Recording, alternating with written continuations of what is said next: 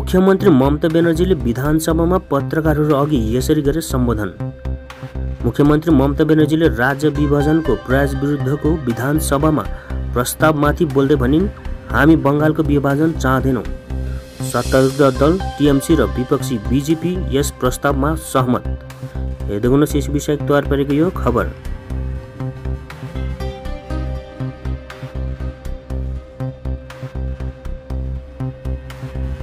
আপনাদের হাত জোর করে সমস্ত সম্প্রদায়ের মানুষের কাছে শান্ত থাকুন, সুস্থ থাকুন, কেউ কোনো সাম্প্রদায়িকতার মূলক আচরণ করবেন না এবং আইন হাতে নেবেন না।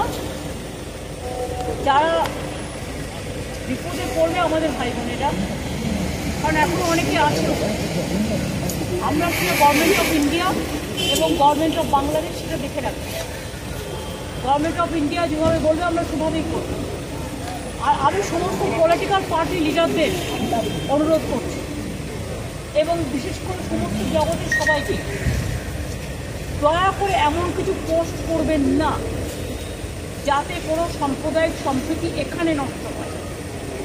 এবং সব দলের নেতারাই তাদের বলবো এটা দেশের ওপর ছেড়ে দিন, দেশে আমাদের সরকার আছে, তাদের উপর ছেড়ে দিন।